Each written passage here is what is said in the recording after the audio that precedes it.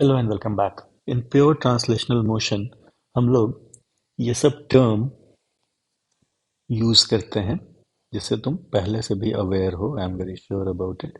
Distance, displacement, average speed, average velocity, instantaneous velocity, instantaneous speed, average acceleration and instantaneous acceleration. तो ये 1 2 3 4 5 6 7 8 8 ऐसा terms है। तो in this lecture we'll discuss these terms.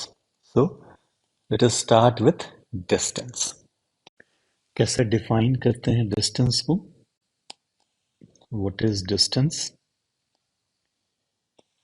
Distance is actual path length. अगर कोई particle move कर रहा है तो कोई ना कोई पाथ ट्रेस करेगा, किसी न किसी पाथ के अलॉन्ग मूव करेगा। तो उस पाथ का जो एक्चुअल लेंथ है वो क्या कहलाता है? डिस्टेंस। क्वेश्चन है, हाउ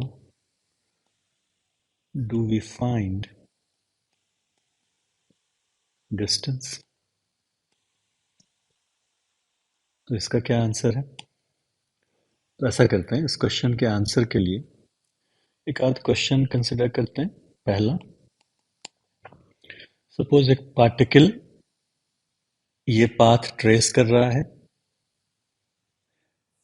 यहां से यहां, ये 2 मीटर है एंड दिस इज से 1 मीटर। स्टार्ट किया मोशन पॉइंट ए से और बी तक, कितना डिस्टेंस ट्रैवल किया? तो क्या आंसर बताओगे? 2 + 1 = 3 मीटर। ये ध्यान रखो, क्वेश्चन क्या है? How we find distance. दूसरा, मान लो ऐसा एक ट्रायंगल है, यहां से स्टार्ट किया, ये साइड 3 मीटर है, फिर इस तरफ गया, ये साइड 4 मीटर है, फिर इस तरफ आया, वापस स्टार्टिंग पॉइंट पे पहुंच गया। 3 4 5, कितना डिस्टेंस ट्रैवल किया? तो एक्चुअल पाथ लेंथ क्या बताएंगे? 3 + 4 + 5 = 12 मीटर। तीसरा, एक पार्टिकल किसी सर्कल के लॉन्ग मूव किया जिसका रेडियस 1 मीटर है, यहां से स्टार्ट करके वापस उसी पॉइंट पे आ गया, तो कितना डिस्टेंस ट्रैवल किया? क्या बताओगे? Distance is equal to 2 × π × r is 1, तो 2 π मीटर। तो हम लोग कैसे इस तीन क्वेश्चन में डिस्टेंस निकालें? तो let me use this term, we use geometry to find distance. और ये बहुत पावरफुल आइडिया है सो कॉल्ड डिफिकल्ट क्वेश्चंस में। तो ये ध्यान में रखना, डिस्टेंस हम लोग कैसे निकाल सकते हैं? Using geometry.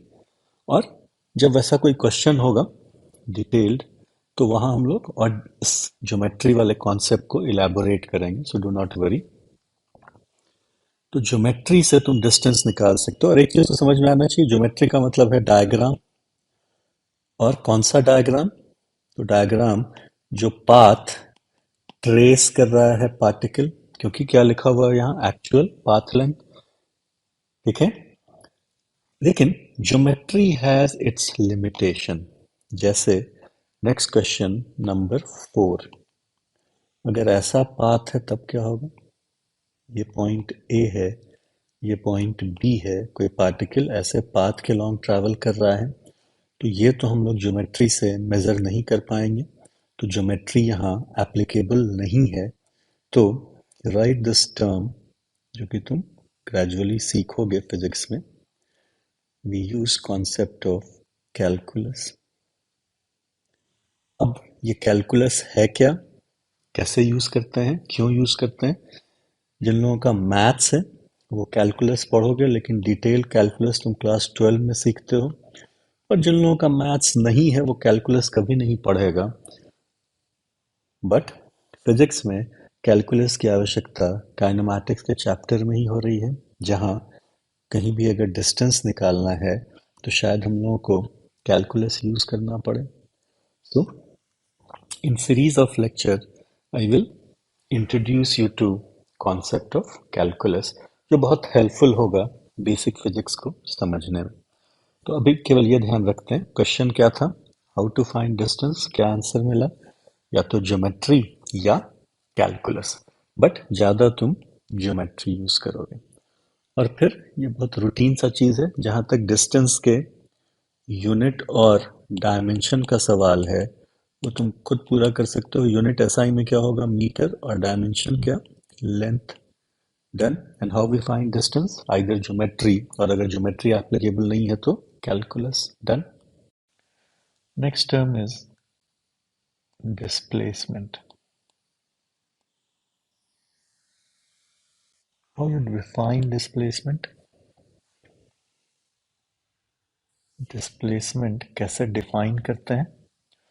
तो बहुत सारा तरीका हो सकता है. Most simple according to me is displacement is straight line joining initial and final position. Straight line joining initial and final position. Suppose कोई भी path है और ये इनिशियल पोजीशन है, this is final position. Displacement का मतलब होगा straight line joining initial and final position. और डिस्प्लेसमेंट एक वेक्टर है, जबकि डिस्टेंस क्या है, scalar. Displacement is a vector, इसका यूनिट डिस्टेंस का ही है, दैट इज मीटर. और dimension is that of length. Dimension length है. डिस्टेंस का भी यूनिट और डायमेंशन सेम है, बट दोनों दो डिफरेंट क्वांटिटी है. फिर से क्वेश्चन है, how do we find displacement. Displacement कैसे निकालते हैं? तो कोई भी पार्टिकल है, मूव कर रहा है, तो मोशन याद करो, एक ऑब्जर्वर भी होगा. ऐसा एक डायग्राम ड्रॉ कर दो, पार्टिकल इज मूविंग, और ये एक पोजीशन है से इनिशियल, और यहाँ कहीं फाइनल पोजीशन है. अर्लियर लेक्चर से तुम क्या सीखे, mathematical model. We take help of position vector R I R F. और इसमें अब आई और F straight line joining initial final position, ऐसा जॉइन कर दो. एक वेक्टर ट्रायंगल दिख रहा है या नहीं? इस वेक्टर ट्रायंगल में कैसे इक्वेशन लिखोगे? We can use triangle law.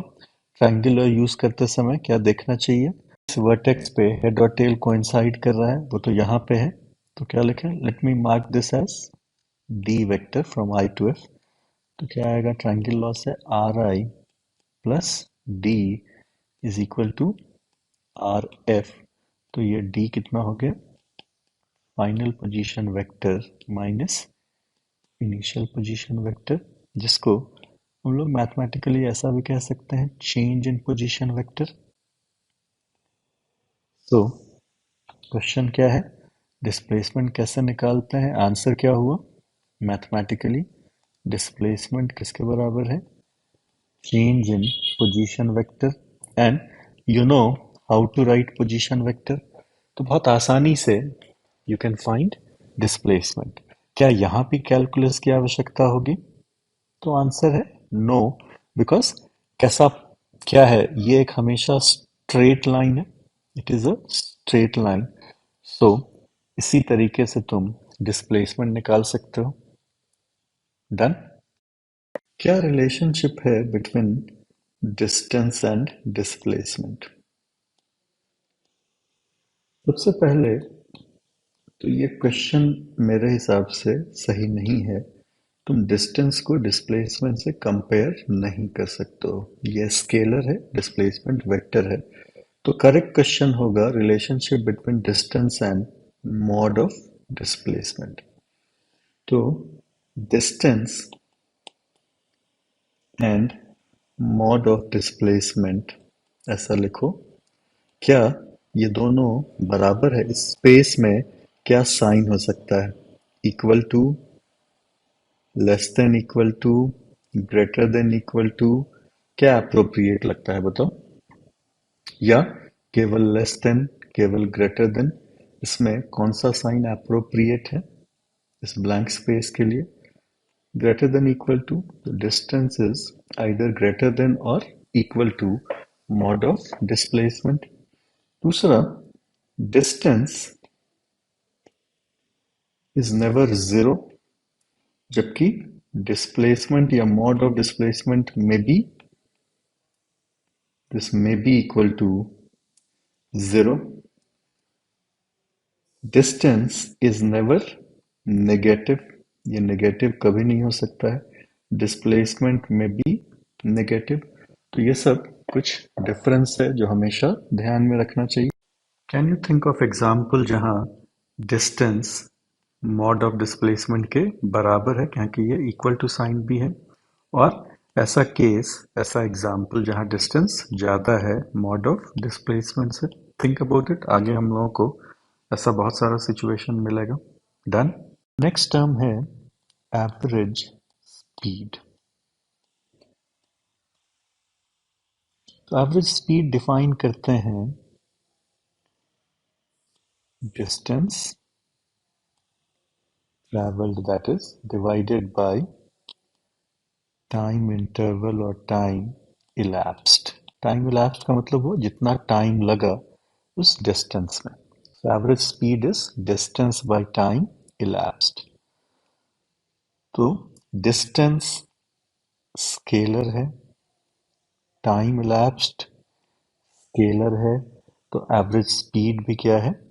एक स्केलर क्वांटिटी है। इसका यूनिट क्या होगा? डिस्टेंस का यूनिट क्या है? मीटर। टाइम elapsed क्या है? Second. So unit is metre per second. Dimension क्या होगा? Length t minus 1. Done. Next question is, how do we find average speed? तो एवरेज स्पीड के अगर तुम डेफिनेशन को देखते हो तो ऐसा एक फॉर्मूला है, distance divided by time elapsed से डेल्टा टी। तो टाइम elapsed या टाइम इंटरवल ये तो क्वेश्चन में गिवन होगा, तो तुमको केवल क्या कैलकुलेट करना है? डिस्टेंस। और already we have discussed distance, बताओ कैसे निकालते हो? या तो ज्योमेट्री या कैलकुलस, तो मोस्टली ऐसा ही क्वेश्चन मिलेगा। तो एवरेज स्पीड निकालने में पहले क्या निकाल लेना है? डिस्टेंस। और डिस्टेंस तुम कैसे निकाल लोगे? ज्योमेट्री से। और अगर ज्योमेट्री यूज नहीं कर पा रहे हैं तो क्या यूज करना होगा? कैलकुलस। कैलकुलस कैसे यूज करते हैं जो तुम सीखोगे, so don't worry about it. तो आई होप ये क्लियर है कैसे डिफाइन किया average speed, distance by time elapsed। तो एक चीज ध्यान रखना, ये जो एवरेज है ये मैथमेटिक्स में जो एवरेज वर्ड तुम यूज करते हो उससे स्लाइटली डिफरेंट है। जैसे 2 और 3 दो नंबर है और इसका एवरेज निकालना है, तो जनरली तुम क्या करते हो? 2 + 3/2। और ये आंसर आ गया, कितना आया यहाँ? 2.5। अगर you have three numbers 2, 3 and 4, then what you do? 2 + 3 + 4/3। और इसको हम लोग मैथ्स में ऐसा भी कहते हैं, अरिथमेटिक मीन, और डे टू डे लैंग्वेज में average value. But speed, average speed में you are not doing that. ऐसा नहीं कर रहे हो कि एवरेज स्पीड जो है इस मैथमेटिक्स की तरह तुम एवरेज निकाल लोगे। किसके बराबर है average speed? Distance by time elapsed। ये ध्यान रखना। क्या एवरेज स्पीड अरिथमेटिक मीन की तरफ भी निकाल सकते हैं? ये आगे हम लोग क्वेश्चन में एक्सप्लोर करेंगे। ठीक है। Next term is average velocity. Average velocity define करते हैं displacement divided by time elapsed. Displacement divided by time elapsed. Now, displacement vector है, टाइम elapsed स्केलर है, तो इसको तुम ऐसा भी लिख सकते हो 1/Δt into displacement, that is vector, and 1/Δt is scalar. From vector algebra you know, जब स्केलर को वेक्टर से गुना करते हैं तो प्रोडक्ट क्या होता है, हमेशा वेक्टर। और ये वेक्टर किस डायरेक्शन में हो सकता है, इस वेक्टर के पैरेलल भी और एंटी पैरेलल भी। एंटी पैरेलल का मतलब क्या हुआ, ऑपोजिट। तो सेम डायरेक्शन है या ऑपोजिट डायरेक्शन है, वो किससे डिसाइड होता है, स्केलर पॉजिटिव है या नेगेटिव है। यहाँ स्केलर है क्या, 1/टाइम इंटरवल, और टाइम इंटरवल हमेशा क्या होता है, पॉजिटिव। सो स्केलर अगर पॉजिटिव है तो प्रोडक्ट वेक्टर हमेशा पैरेलल होगा वेक्टर इन्वॉल्व इन प्रोडक्ट के। तो इस सबसे क्या हम लोग कंक्लूड करें कि average velocity is a vector.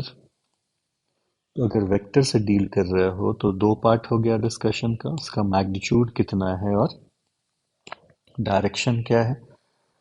तो जहां तक डायरेक्शन का सवाल है, क्योंकि 1/Δt स्केलर एक पॉजिटिव है, तो direction of average velocity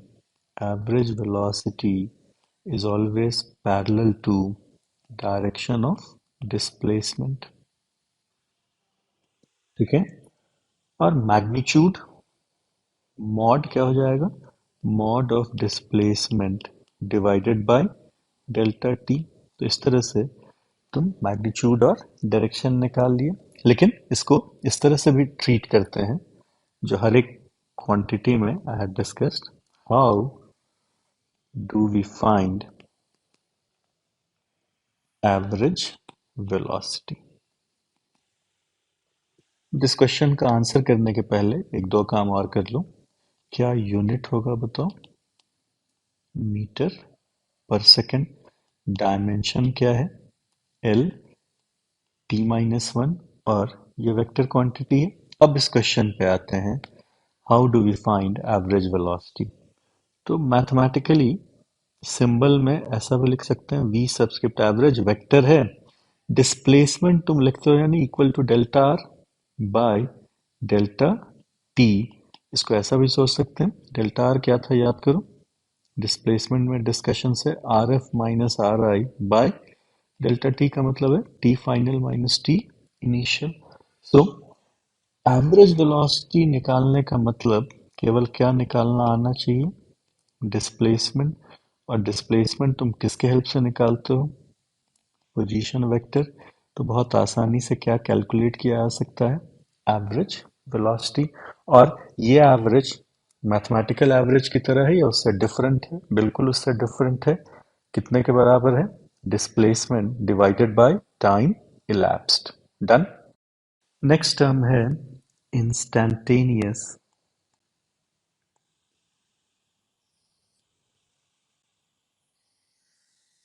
velocity. Instantaneous velocity का मतलब है velocity at an instant. Instant का मतलब है पर्टिकुलर टाइम। जब तुम एवरेज वेलोसिटी निकालते हो तो वो एक टाइम इंटरवल में निकालते हो। हम लोग इंटरेस्टेड हैं वेलोसिटी किसी पर्टिकुलर टाइम पे कितने के बराबर है, और वो वेलोसिटी क्या कहलाता है, instantaneous velocity.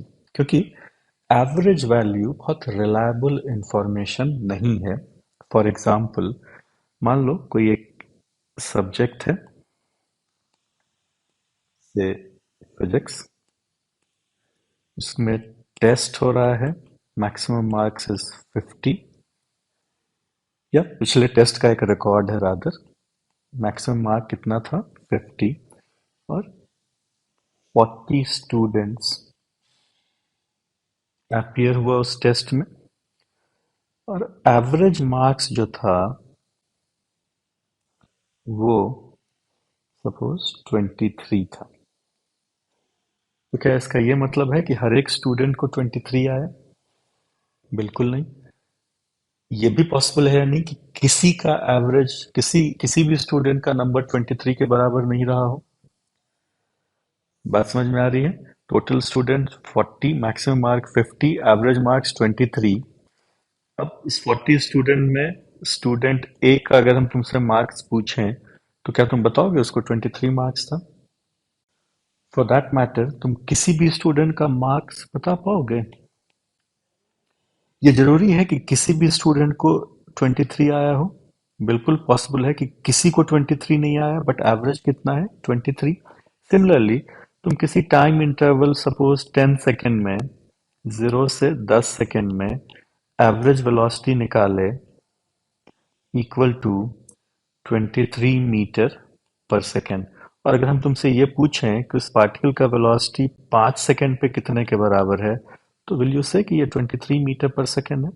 Is it necessary? No. ये भी पॉसिबल है कि 0 से 10 सेकेंड के बीच किसी भी टाइम पे स्पीड 23 ना रहा हो। तो ज्यादा सही इंफॉर्मेशन कौन से किससे मिलेगा? वेलोसिटी एट पर्टिकुलर इंस्टेंट से, किसी पर्टिकुलर टाइम पे कितना वेलोसिटी है। तो ये इस तरह से कुछ डिफाइन करते हैं। ये एक वेक्टर क्वांटिटी है equal to limit delta T tending to zero delta r by delta t, which we also write as dr by dt. Now, this is something which is part of calculus, जिसके बारे में तुम बहुत या कुछ भी नहीं जानते हो अगर तुम फिजिक्स अभी स्टार्ट कर रहे हो पढ़ना इस लेवल पे। So, next in series of lecture, I will introduce you to concept of calculus. मेरा रोल केवल इतना होगा कि हम कैलकुलस से तुमको इंट्रोड्यूस कर दें, बाकी तुम पे डिपेंड करता है कि तुम उससे दोस्ती रखते हो या दुश्मनी रखते हो। फिजिक्स अगर सीखना चाहते हो तो कैलकुलस तुम्हारा सच्चा दोस्त होना चाहिए, और कैलकुलस एक ऐसा दोस्त होगा जो कि कुछ भी डिमांड तुमसे नहीं करेगा, और 24/7 वो रेडी होगा तुमको हेल्प करने के लिए। ठीक है? तो अभी हम लोग अपने आप को रिस्ट्रिक्ट कर लेते हैं पहले 4 टर्म पे। क्या क्या सीखे तुम? पहला क्या था? डिस्टेंस। दूसरा डिस्प्लेसमेंट। तीसरा एवरेज स्पीड। चौथा एवरेज वेलोसिटी। डन। तो ये 4 टर्म तुम जानते हो। नेक्स्ट इंस्टेंटेनियस वेलोसिटी वो हम लोग डिस्कस करेंगे after you know little bit of calculus. तो कैलकुलस के पहले एक काम और करते हैं, हम लोग इस 4 पे कुछ क्वेश्चन डिस्कस करके देखते हैं। ठीक है? But that we will do in next lecture. So next lecture में हम लोग इस फर्स्ट 4 पे कुछ क्वेश्चन डिस्कस करेंगे। डन?